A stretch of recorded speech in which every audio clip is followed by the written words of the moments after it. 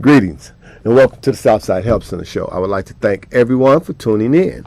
If you have a pencil and piece of paper, get it, write down any questions you may have about anything that we talk about today and give us a call here at the station.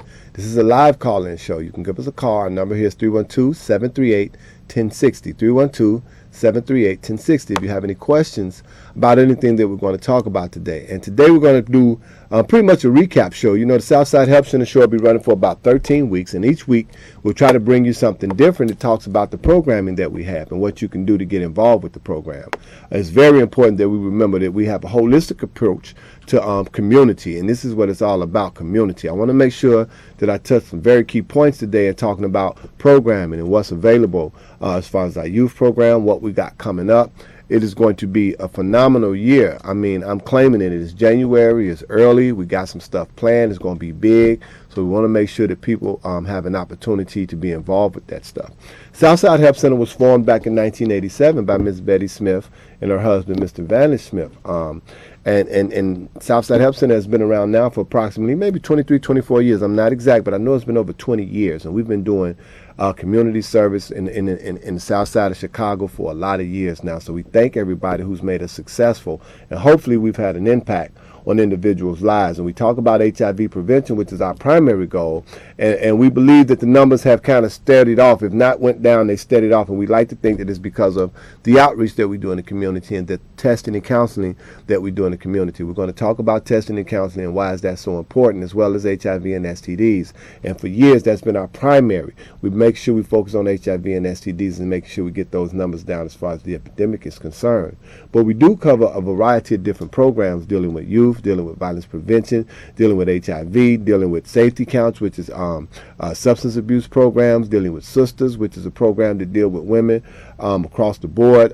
We do case management for a number of different people. So Ms. Smith and Mr. Smith has been able to provide a variety of different programs throughout the year. So we'd like to really thank Betty Smith and Vanish Smith for establishing the Southside Help Center over 20-something years ago, and we've been going strong. So we thank you, and we thank you for making it possible. I want to make sure that we give credit where credit is due. So thank you, Betty Smith and Vanish Smith, for establishing the Southside Help Center. One other program we want to make sure that people get involved with is our scholarship fund, and that's the Valerie Smith Reed Scholarship Fund. What you can do is you can go to our website, www.southsidehelp.org, www.southsidehelp.org, if you want to find out more about the Valerie Smith Reed Scholarship Fund. We've been providing scholarships for kids for over 10 years. We got hundreds of kids that are going to school, and we're trying to change that. You know, we got a lot of kids that go to jail versus those who go to school, and that's one of the things we've been talking about for years, is how they're building penitentiaries and not universities, and why is that, and what we can do to make the changes. And that's why we want to make sure that we do as many prevention programs as opposed to intervention programs as possible. Prevention happened before. A lot of times we want to provide those interventions, and that's great. We're going to continue to do that, but we also want to provide some prevention, meaning that it never happens. And that's what happens when we do our youth program. Again, go to the website. If you want to be involved with the Valerie Smith Reed Scholarship Fund, we've been providing scholarships for youth for over 10 years. We got kids in college right now to this day, and we're very, very proud of that. We've been dealing with youth for a number of years. I think about stories of youth that we had borderline that oh my God, wreak havoc throughout the years, and now they're correctional officers. They're not only that, they're detectives. We got caseworkers and case managers, and these are youth that we've had in the program for years. So we've been seeing some results. So we really, really are proud of our youth programs. If you would like to get involved, please bring the kids by the Southside Help Center. We have youth programs. We got programs for parenting and so forth. The other thing I want to make sure that I touch on is we got a teen summit. Listen to me again. We got a teen summit coming up. It's going to be the 19th of March. This is going to be a phenomenal program. This program is going to deal specifically domestic violence among youth. Domestic violence among youth. We're going to deal with HIV prevention and education, as well as testing and counseling. We're also going to deal with violence prevention. It's going to be a phenomenal program. Parents, we want to say that this is a youth summit, but we want to make sure we get as many parents as possible to come out, because we're going to have something for you as well, parents. We're going to have signs and symptoms. things you need to look for so that you'll know whether or not your child is being abused by a boyfriend or what have you, or a girlfriend. And we need you to be aware of when a child is starting to get involved in substances. So we're going to have signs and symptoms for you as well. We got a caller. Let's get that caller real quick. Caller, you're on the air. Hi. Hi. I was calling to see, I heard you talking about the scholarship program. Mm-hmm. Is it only geared for the students that want to go to college, but do they have to be on the South Side only, or it's anywhere? No, they don't have to be on the South Side. They do have a process where, and I'm referring you to the website because you could probably get a little bit more information, but you don't have to live on the South Side of Chicago. They got a application. You fill out the application, for the information that they ask about, and it is not just strictly for those who live on the South Side. So if you go to the website, it'll give you a little bit more detailed information on what it is you need to do to qualify for that scholarship. So make sure you go to the website, www.southsidehelp.org. Southsidehelp, HELP.org. Go to the website. You can get a little bit more information. If that does not work for you, call us at the center. Our number is 773-445-5445. 773-445-5445. Give us a call at the center, and we'll make sure that we get you in touch with that scholarship program and make sure that you know what you need to do in order to qualify for that. We're talking about the Teen Summit. I want to make sure that we get that information out there. And again, I was talking about the parents and what we have for the parents, because we often talk about youth programs, and we say this every time we come on it. And I'm really cannot express enough how important it is we need to get involved with these young people early on, because again, we want to do prevention as well as intervention. Prevention happens before they start it. We always talking about what they don't have. So please get involved with youth programs. And the one thing we talk about when we talk about youth programs is parents, making sure that parents get involved in youth programs. Make sure that you know what your kids are being shown, what they're being taught. And then again, as parents, we can always learn. So it's very important that we stay involved with our youth and make sure that you come to the center and get oriented along with the youth. We're talking about the Teen Summit. Is going to take place March the 19th. Every week we want to talk about this. Mark that date down in your calendar. It's going to be on domestic violence amongst youth. It's going to be on HIV and STDs, as well as violence prevention. We're also going to have something for the parents, which will be signs and symptoms, things you need to look for in an abusive relationship with your child, as well as things you need to look for when kids are starting to get involved with substance, and also some other resources as to what you can do. So we don't want to we want to make sure that March the 19th Teen Summit, it'll be on 115th and Hartford at Sheldon Heights. We're going to get more information as it comes. If you would like more information and get locked in, call us at the agency. The number is 773-445-5445 extension 7. If you would like to be involved in the Teen Summit, give us a call, 773-445-5445, and we will get you plugged in. That's about youth programs. Again, if you have youth, young people who do not have anything to do, we got programs from 10 to 17. Bring them by the center. Find out what we got available for them. Again, we got programs to deal with teenagers. If you need help and assistance with those teenagers, bring them to the center and let us get them involved. Also, mentoring, male and female mentoring. We talk about the little things that make for the big person. And again, you have to start early with educating your children about everything. You know what I'm talking about, what to do, what not to do. All of those things are very important when we start talking about our youth. And so often, they don't get what we need to give them from us. Oftentimes they get it from the street, and most of the times it's misinformation. So get your kids involved in programming. If it's not at the Southside Help Center, find yourself a YMCA, find yourself a Department of Park District or something, and get those kids involved. And it's all about exposure. The more we expose our kids to, the more well-rounded they'll be. And it's so important that we get them outside of themselves. And that's one of the things we like to do with mentoring programs. With mentoring programs, we like to take them to become more cultured. That is the word. And I'll tell you, this is something that we found years ago. And we often wondered why. When we first started taking our kids camping, we were definitely the only African Americans out there at this particular time. And I used to often wonder, well, where are all the African Americans when it comes to camping? We got out there and we sat at night, and the sounds that you hear at night are completely and utterly different from anything that you've ever heard in the city. The other thing is the sounds that you hear in the morning are completely different than anything you've ever heard in the morning. So it's like, wait a minute. Why is it that we're not out here in these woods and finding out about this nature? When you get out there, it is an unbelievable feeling of peace. It is like all of those transgressions, all of those anxieties and pressures of the world are alleviated. So it's amazing when you find out what you do when those kids become exposed, but not just kids, adults. One of the things that we often talk about is how many adults have been camping. You know, real camping. I ain't talking about with the cabins where they got all of the little tables. I'm talking about where you pitch a tent, where you got a sleeping bag, where you got spiders and lizards, where you actually out there camping and raccoons are stealing your food. This is real camping.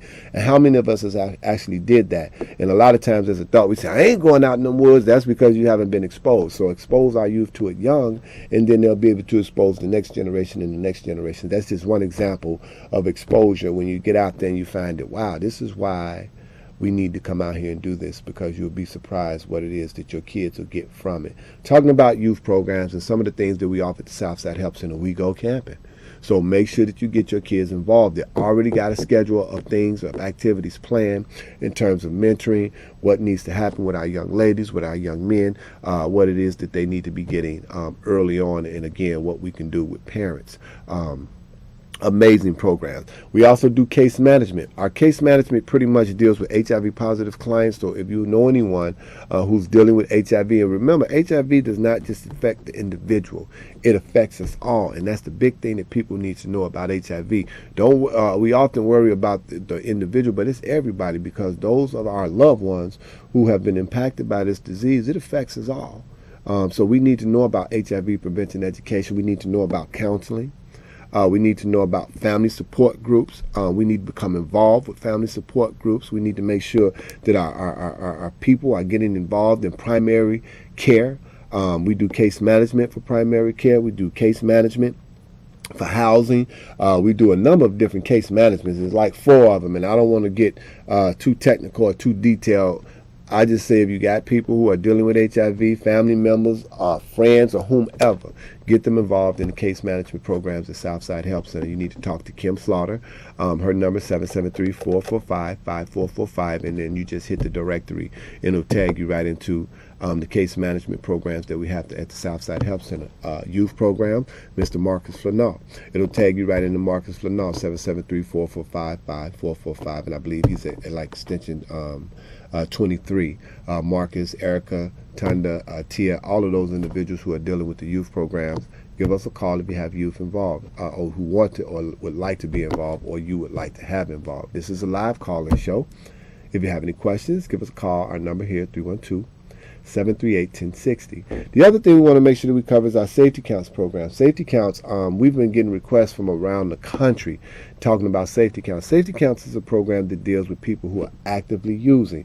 Well, hold your hand up if you know someone who is actively using. And again, it's just like people who are impacted with HIV, the disease, people who are impacted with substance abuse, the disease, it affects us all. It's not just the individual, but it affects us all. So make sure that you get this information. When we start talking about programs like Safety Counts, who is a harm reduction program, people are always talking about, you know, they shouldn't be doing this, they shouldn't be doing that. We're talking about what we can do to help, what we can do to make changes in people's lives, what we can do until they make a decision to change. This is what Safety Counts does. Safety Counts is a harm reduction program that deals with people who are actively using. That program meets every Thursday. If you know someone who is actively using, take this number down, 773-445-5445, extension 17. You can give me a call and we'll get them plugged into our Safety Counts program. Safety Counts is a program that deals with what we call core elements. Core elements just deals with, they'll have two that starts off with 2 group workshops, then it starts off with an individual workshop, and then it starts off with social groups and follow-ups. But the main focus of Safety Counts is where we do what is called behavior change, and we use a behavior change model, stages of change.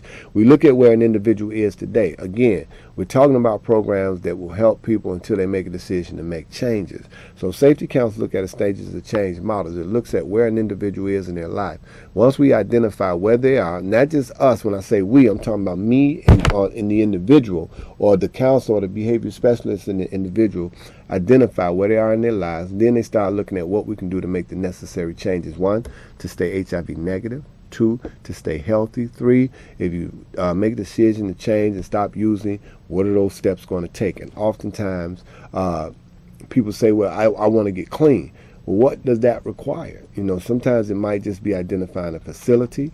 It might be making those phone calls. It might be making those referrals. It's a step-by-step process. The big picture is to get clean ultimately, but what is those steps in between that needs to take place for an individual to get from point A to point B, or point A to point D? We got to deal with A, B, and C before we can get to D, and that's what Safety Counts does. It takes you through a step-by-step process. We're going to talk about the process a little bit more, but we want to make sure we get to our caller. Caller, you're on the air.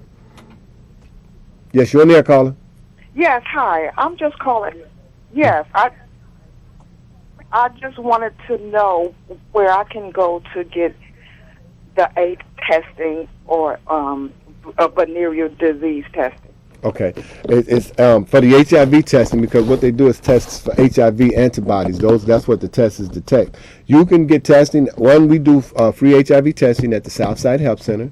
Our address is 10420 South Halsted. 10420 South Halsted. You can come into the center and you can get a test there. You can call 773-445-5445. You can use extension 17, and we'll schedule you a time to come in and actually get tested. We do HIV testing, HIV antibody testing there. If you would like to get what we call an STD screening, with an STD screening, it deals with HIV, it deals with gonorrhea, chlamydia, and other STDs. You would have to go to the Department of Public Health. They have a number of different locations. I know there's one on 115th in Indiana, in the Roseland area. I know there's one on 63rd. 63rd and Low. That's a pretty big one. They got another one at Miles Square, which is like right off of Warren on the west side. So if you would like to get an STD screening, get in touch with the Department of Public Health. They have a number of locations throughout the city. You can go in and actually get tested for a number of different STDs. If you're just looking for an HIV test, we can do that at the center. That address is 10420 South Halsted. We also come out and provide HIV testing and counseling. We'll talk about our outreach programs and what those programs actually consist of in a minute, but I want to make sure that we cover Safety Counts and make sure that people get enough information for individuals who would like to get involved with that Safety Counts program. Remember, Safety Counts deal with people who are actively using one substance or another, and what we can do to, 1, reduce the risk of them contracting HIV, and 2, a step-by-step process. And you got to be willing. Again, if you are not willing to make a change, if you are not willing to get help, ain't nothing I can do for you. Ain't nothing no family member can do for you. You can't be beat upside your head. You can't be locked up. None of that is going to change when you're talking about the disease of addiction. That's an active process. You have to be actively involved in your own well-being. And when you make the decision to make that change, we'll be right there and more than willing to help you in the step-by-step process of getting yourself into a program, getting yourself clean. But it has to come from the individual. Nothing that I'm saying will mean a thing to you if you have not made a decision to make a change. Safety Counts deal with people who are actively using, because we want you to come right now. We want you to identify what you might think that the problem is, and we want to look at what we can do to make changes to those problems, or make changes to your life, or make changes to maintain a healthy quality of life. And that's what Safety Counts is. It's a 5-step program that deals with the stages of change model. We do socials. Every month we do a social. Social events is just what it sounds like.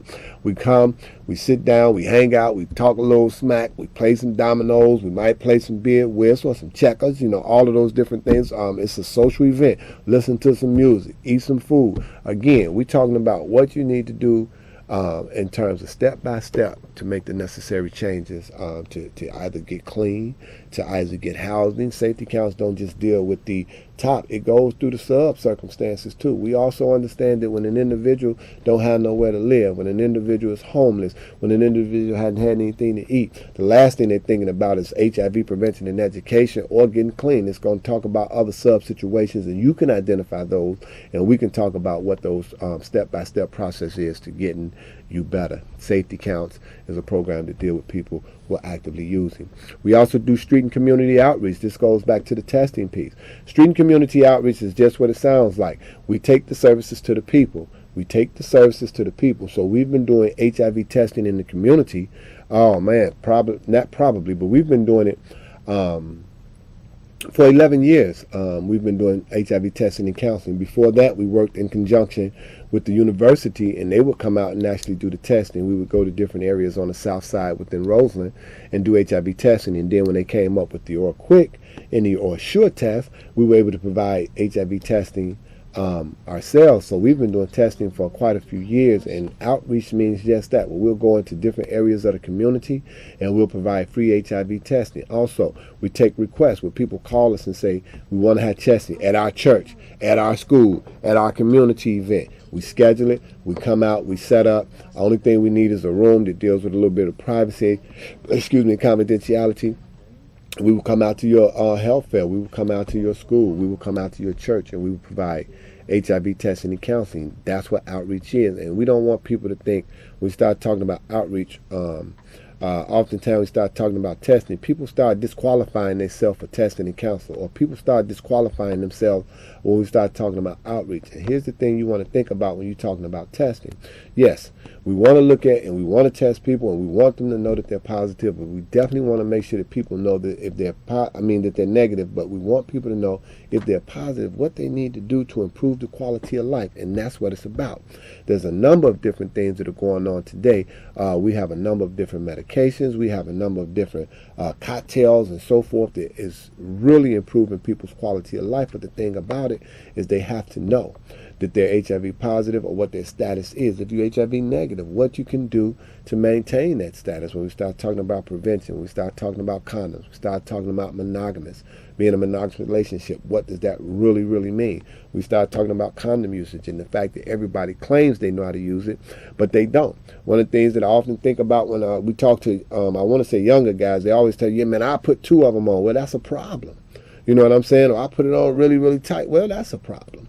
And again, you have to know how to properly put on a condom. And the biggest thing about anything is knowing when you don't know, or being willing to admit that you don't know and learn. That's the biggest thing. You know, that's what really makes you intelligent, is when you know you don't know and you are willing and open-minded enough to learn. So, you know, hey, oftentimes when I see cats and they say they know how to use a condom, you know, let me see. Let me show me what you know. Let me see what you're doing, man, to make sure that you're doing this correctly. And this is the biggest thing. They always talk about the condom broke. And that's the number one line that they use, man, when they make either what they determine or consider to be a mistake. When we got a pregnancy, you know, they say the condom broke, or they don't fit correctly, or it's just a whole lot of nonsense. And to me, and that's only because I know how effective condoms are when they're used correctly.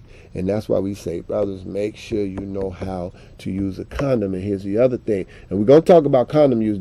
We do HIV prevention at the Southside Health Center, so we're going to talk about condoms and the usage of condoms and making sure that everybody know. And the other thing is sisters empowering themselves, making sure they got a condom. It ain't all about, do you have a condom, or do you? So it's important that when you both have that attitude, rarely are you going to come to a situation where neither one of y'all have a condom. And you have to talk about it. When we start talking about sex, we start talking about HIV prevention and outreach. All of this comes into the same circle. And we want to make sure that people understand sex has been for many years a taboo.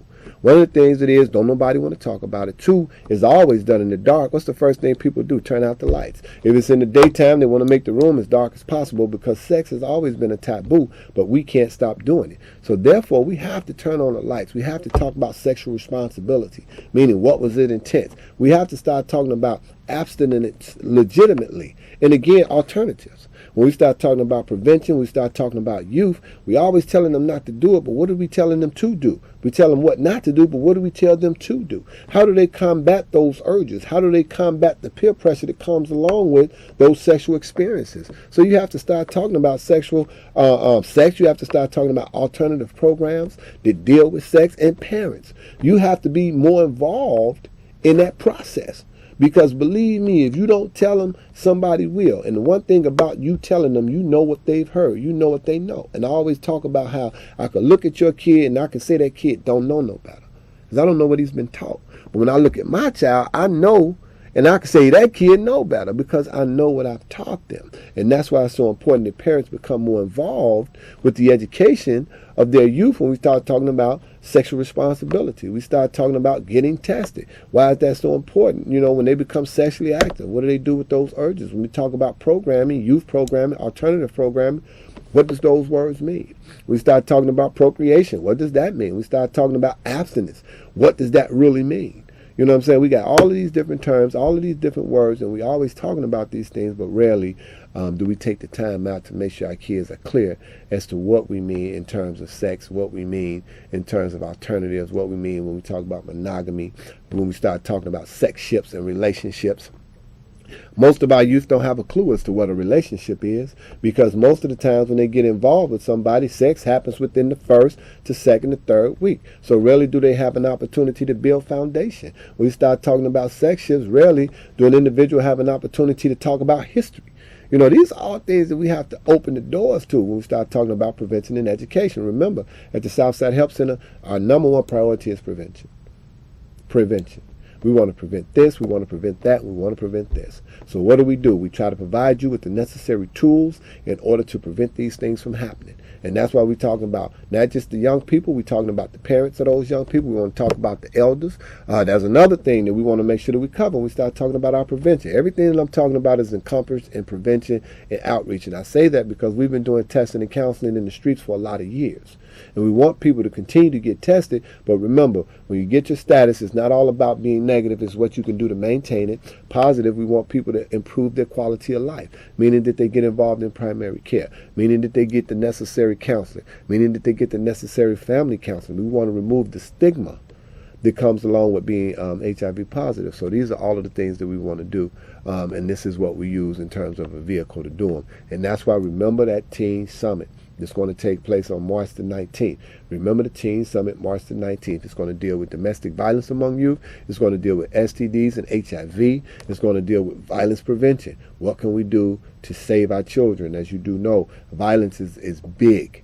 Now, you know what I'm saying, when you look at in the newspaper on the regular on a Monday and look at what took place over the weekend, it was devastating in the city of Chicago. But this is the way that we can kind of bring those numbers down, is get involved with our young people and make sure that they get involved with programming. So we're talking about outreach, and that's what outreach does. We go out, we provide services in the community. We go to schools. We got a school-based initiative where we're in the schools providing HIV prevention and education as well as violence prevention. We're doing workshops. We're doing conferences. We're doing summits and things like this. And that's why we say community, get involved with the Southside Help Center so that we continue to provide quality services and we get ownership.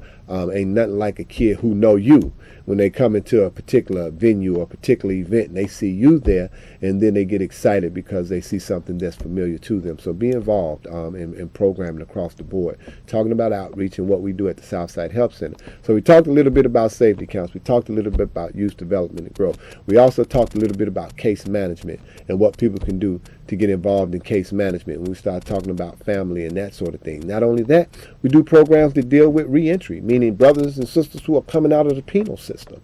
That's vital. When you come out of jail, what do you do? Where are you going? What are you going to do as far as sexual responsibility behavior? That sort of thing is very important. So we get programs that deal with individuals who are coming back into society. It's called reentry, where you may have been involved in this particular institution and now you're being reintroduced into society. Those programs are vital. Ms. Brooks, she deals with that and she's phenomenal. So we got a reentry program at the Southside Help Center as well to deal with individuals who are coming from the penal system, and we're getting them prepared to actually deal with life on the outside. So that's another program that the Southside Help Center has to offer. We got so many different programs, but we want to make sure that people stay involved. Stay involved with programming, making sure that our youth get involved. If you have any questions, please give us a call here at the station. This is a live call-in show. You get an opportunity to interact. You get an opportunity to provide information as well as receive information. Live call-in show, 312-738-1060. If you have any questions or any comments, give us a call. Southside Help Center is providing a variety of different services, and we've been doing this for over 20 years.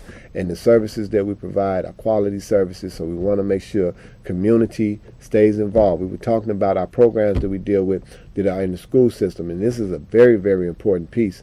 That if your school does not have any type of violence prevention or HIV prevention, did you call us? That you, as the parents, get involved with PTA, let them know, look, we need these programs, we need these services so that we can continue to provide prevention and intervention for our youth. One of the other things I want to make sure I touch on, and this is just an overview. Next week we'll have something else. We're going to have LIHEAP on next week. Let me touch on this, and then I'll come back to LIHEAP with our seniors. Do not think because they're seniors that they are dead. That is not the truth. Seniors are still very involved, and that's why we talk about HIV prevention among seniors. That's why we talk about senior buildings. If you are in a senior building, go talk to management and tell them, look, we need a workshop. We need to talk about condoms, condom usage. We need to talk about prevention, HIV and STD. Go downstairs. If you're upstairs, go downstairs and tell management we need to call the Southside Help Center and have Mr. Cherry come out and do a workshop on prevention. Because do not be confused, because people get in senior buildings that they stop doing it. They don't. They are still very involved. They are still very active. Just because they are seniors does not mean they're dead. So they need programming. If you are in the senior building, go tell management. If you're management at a senior building, call and get us over there so we can provide a workshop for our seniors and make sure that our seniors are as educated as everybody else.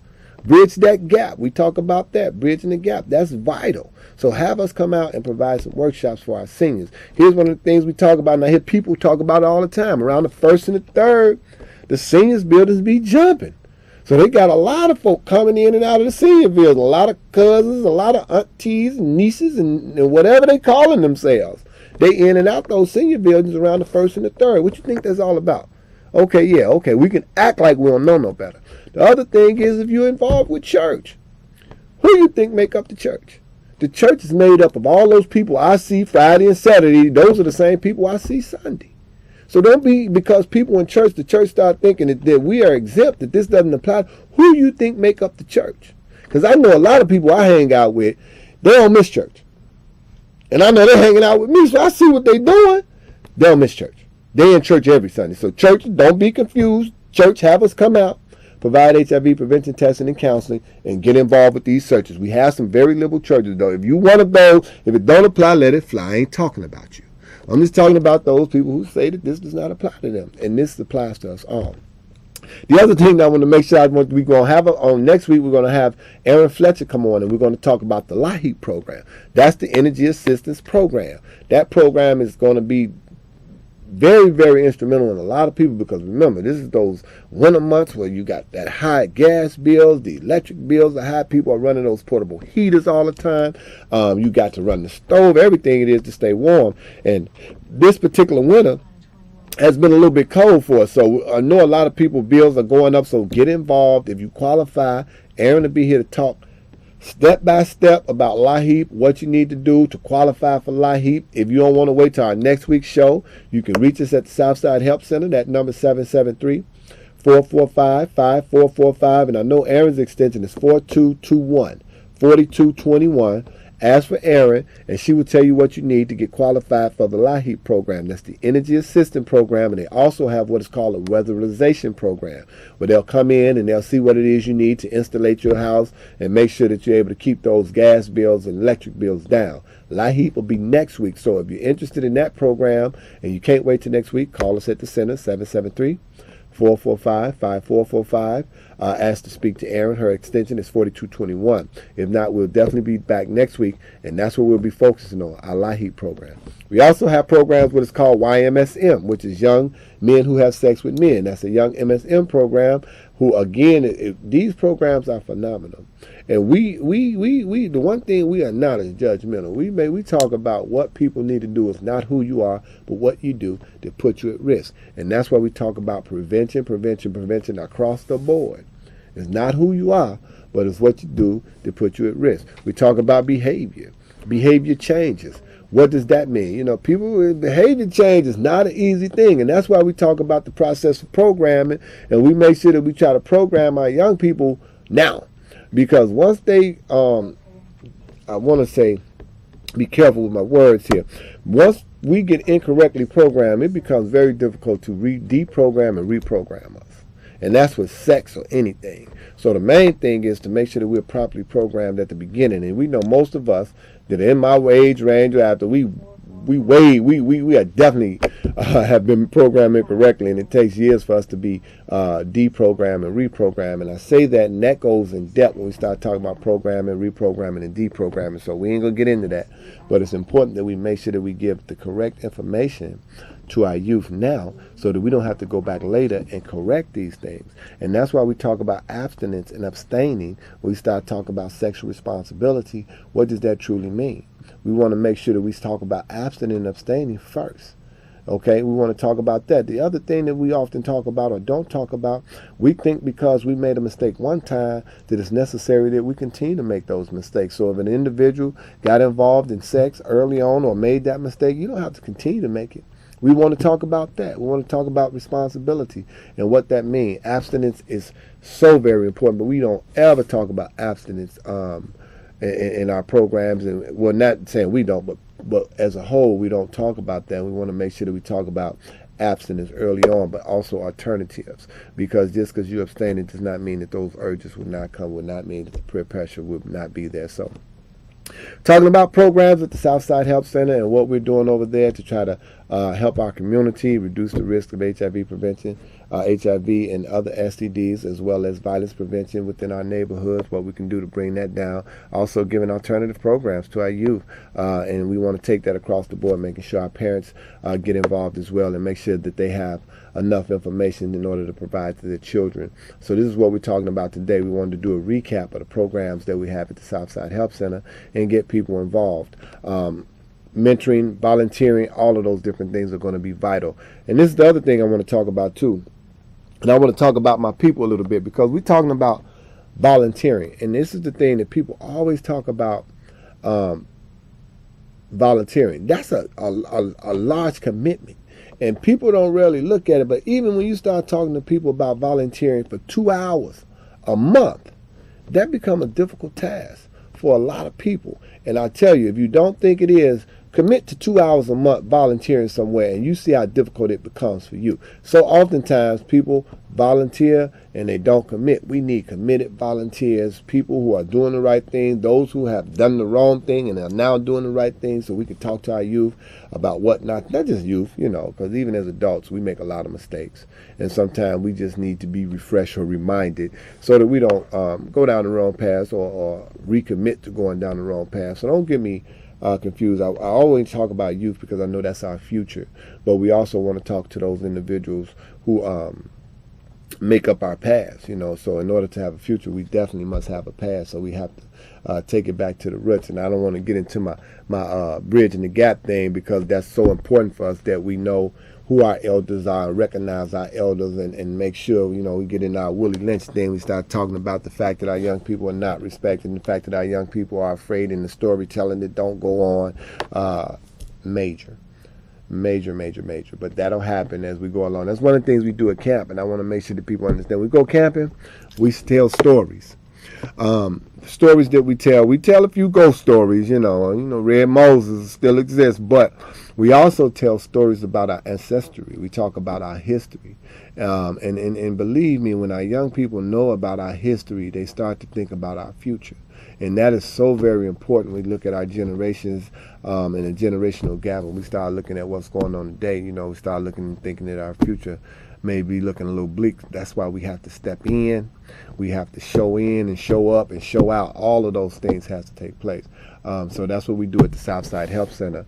Our executive director, Vanessa Smith, is doing a phenomenal job. Vanessa, want to make sure we touch in on you, because Vanessa is now at the helm of the Southside Help Center. She's constantly bringing in new and innovative approaches to outreach, new and innovative approaches to prevention, all of these different things. We got a bank program. Bank program specifically deals with other agencies across the country.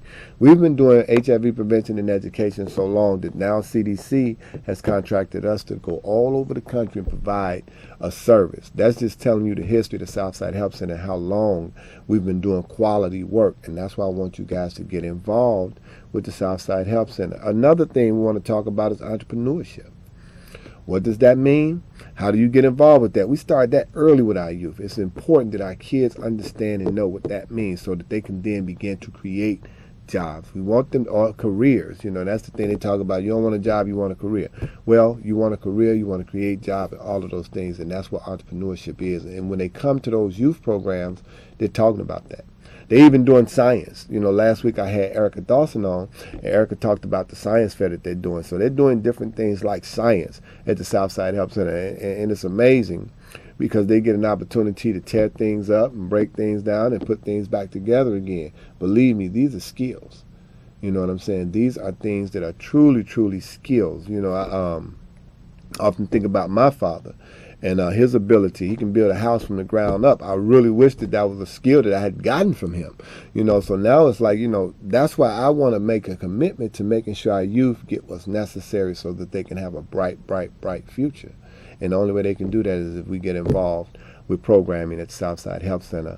We talked about a number of different things. We want to make sure that we leave nothing out. We don't want to make sure that we leave no stones unturned. We're located at 10420 South Halsted. That's 104th and Halsted. That's our main office. We have an office on 95th, right off of Western. We also have an office in Hyde Park. So we got a number of different locations. Our general number is 773-445-5445. If you'd like to get involved with programs at the Southside Help Center, give us a call at that number, and we'll plug you into whatever it is programs you need. We got programs to deal with youth. We got programs to deal with parents. We got programs to deal with seniors. We got programs to deal with HIV positive. We got programs to deal with HIV negative. So we got a program that'll cover everyone and everybody. So please get involved. We got youth summits coming up. We want people to get involved in those youth summits. I cannot say enough.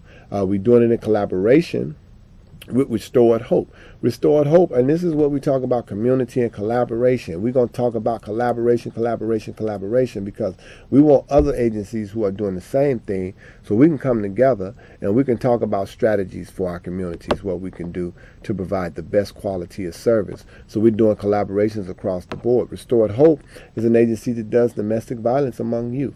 You don't, or you may not think that youth get involved in domestic violence, but they do.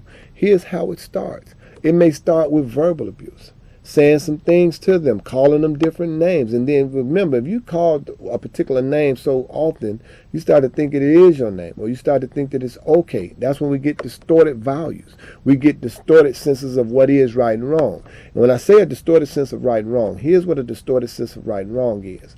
If every day I come in and someone is sitting at the table smoking crack, I start to think that that's right because it's so familiar to me. That's a distorted sense. So then you have an individual who come in every day, they reading a book. So now you're looking at two different circumstances. If I see this all the time, I start to think that this is okay. And if nobody never corrects me on that, this is the behavior that I adopt. So you have to make sure that they do not get a distorted sense of right and wrong, and make sure that we keep our values intact. There's a number of different things that we can go in. We start talking about programming.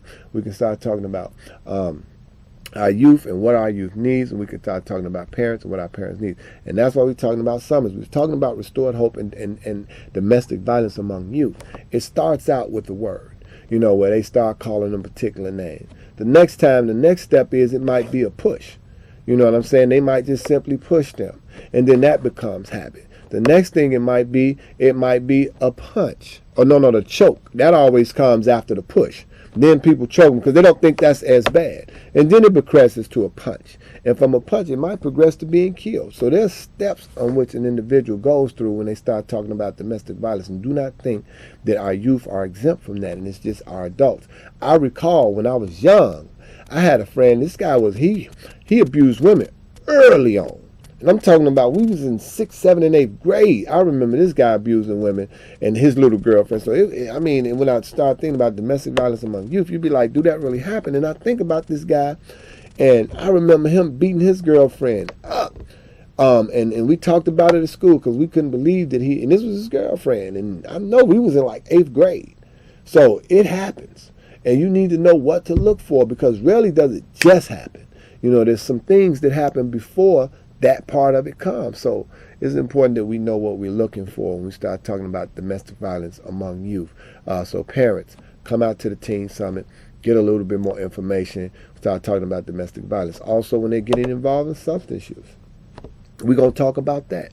What are the early signs? Even when they start talking about isolation, oftentimes we may not notice that where your kid may have been outgoing before. Your kids may have had friends before. And now all of a sudden, they're always by themselves, or they're always confined to this one individual. You need to look at that, depending on the age, because you ain't got no business being that confined, and you ain't but 13, 14, 15. You need to be having fun. Just different things that we're going to talk about, different things we're going to look at when we start talking about domestic violence among youth, when we start talking about substance abuse. What do you need to look for? The thing with parents and privacy and all of that mess, talking about closing doors and locking doors. I used to tell my kids, first of all, you got to get a door to close. You understand? This is my door. Since I happen to pay the bills here, this door belongs to me. So get you a door and then you can close it. My oldest son would ask, could he put a lock on his door? Get one to lock. Get yourself a door to lock, partner, and then you can put a lock on your door. But this is my door. And I always made sure that they understood that, because I can come in here anytime I feel like it, look at and look through whatever I want to look at and look through, because 9 times out of 10, you ain't paid for nothing.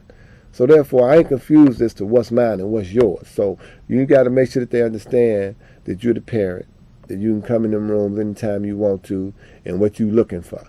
You need to know what you're looking for when you go in them rooms, when they first start smoking cigarettes, what you're looking for with them fingertips and lips, what you're looking for. You need to know that, because a lot of times if we do get in there early, we can kind of change behavior. We can kind of alter behavior before it goes too far. So early detection is key. Early detection is key with a lot of stuff.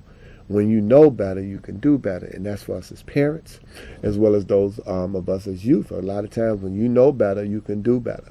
When you know that this is not the norm, then you can get involved with kids who are doing some normal stuff, some monitored stuff, some structured stuff.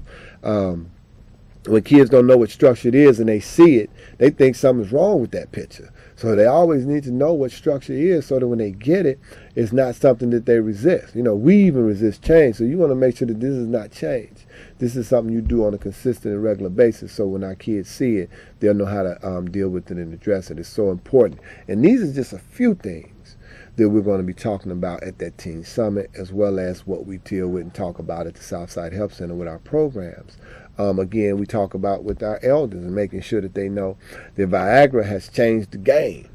We want to talk about that. Oftentimes we don't, but we want to talk about that and how that has changed the game and what needs to happen in those senior buildings as well. So it's a number of different things that we're going to be talking about over the next 12 or 13 weeks. We want you to tune in every week.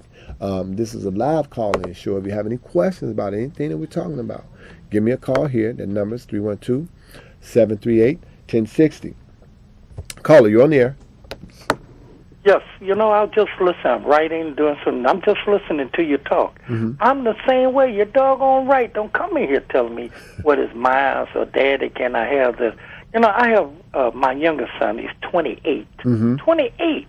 And still help paying for phone bills and stuff like that. I don't care. If I ask you what time you use the washroom, I want to know. That's right. Absolutely. And my grandkids now, they up in age. Listen, I want to know. I'll sniff on you. I'll smell you. Listen, give me your hand. Let me smell your hand. I'll look at your hand. They're turning colors. Do I smell that stuff? I'm going to do that. It's nothing in the world I would not do for them. That's right. There's nothing. But yet and still, I ask you just to do what I ask you to do. Think that you're doing right. Make me think you're doing right. And see, we know that all families don't have men in the family.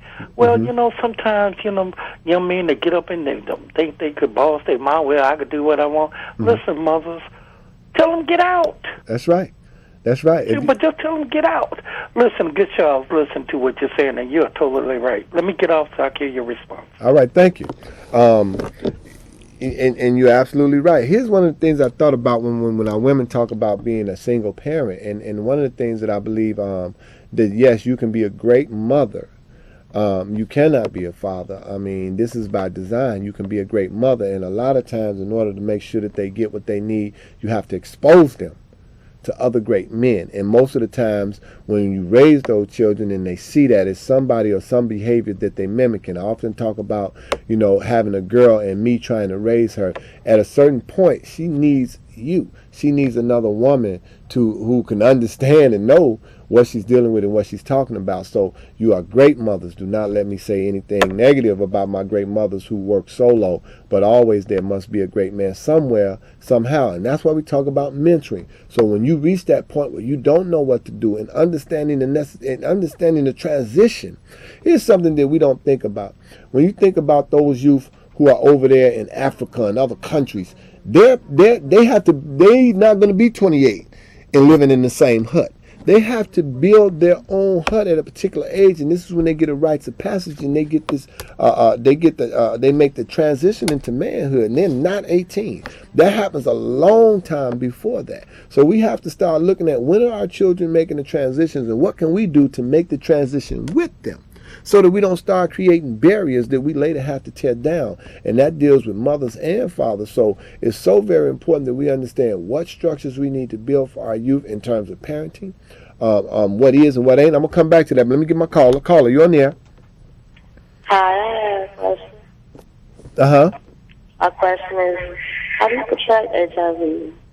You say, how do you prevent it? Contracted. Well, let me give you real quick HIV 101. How do you get HIV? Anal, oral, or vaginally with an infected person. Anal, oral, or vaginally with an infected person. You also can get it through needles with an infected person, be that intravenous drug needles where you're injecting drugs, body piercing, tattoos, and that's why we always talk about when you go get pierced, you go get tattoos, do not do it in someone's basement. Those tattoo parties, I'm a little iffy about those. I always say go to a professional with a facility where you know the stuff is being taken out of the package and being used new.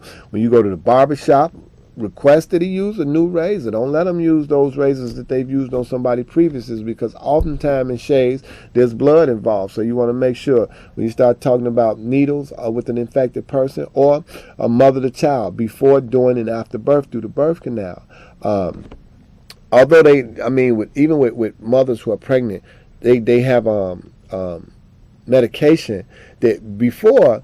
The chances of a mother contracting HIV were really high, like 25% or maybe higher. Now they got it down to about 8%, as long as the mother's aware of her HIV status and that the necessary medications is being administered. So although a child can get it, a mother to her unborn child before, during, and after birth. After birth through breast milk, we always talk about HIV is found in all body fluids, but it's not found in a high enough content in all body fluids to be transmitted. That means blood, semen, vaginal fluids. Blood, semen, vaginal fluids. HIV is found in its highest content. So those fluids are very dangerous when you start talking about the transmission of HIV. Those other body fluids, you would have to take in a great deal of those body fluids in order to contract it, simply meaning that knowing that a baby is breastfeeding, they will take in enough breast milk to contract it through breast milk, but any other fluids, you won't take in that amount of fluids in order to contract the disease. So how do you get it? Through anal or vaginal sex with an infected person, through needles, sharing of needles, intravenously, body piercing, tattoos, an infected mother to her unborn child before, during, and after birth through breast milk. That's how this disease is transmitted. How do you prevent it? Of course, abstinence. No sex, no drugs, no problem. Condoms are very effective when used correctly. We always talk about condoms, but you have to make sure you use them correctly as prevention, and also through monogamy, through mutual masturbation and those sort of things where there's no body fluids being exchanged. Caller, you're on the air. How you doing? I'm good. I just wanted to make a comment towards what you said earlier as far as the HIV is concerned. With tattoo needles, letting people know that you can't get tattoos done in the basement. I just wanted to quickly just say that it's not so much about the tattoo being in the basement. It's about the materials that they're using, because several businesses and companies that do these people's tattoos wrong and tell you that, they're certified and they have a license is only due to the fact that they only pay a certain amount of money per year just to have a certificate to say that they know how to keep their area sanitary. And I just was just saying that because I have a lot of black brothers that's out here trying to create their own businesses through their basements and doing tattoos, and they're successfully doing it and doing successful people at the same time. Okay. Well, I appreciate it, and I will stand corrected. What I'll say now is that make sure that when you are in someone's basement that they're using the proper materials, because it may not be the place, but it definitely may be what's being used. And that's why I say even when you go to the other places who are certified and above ground,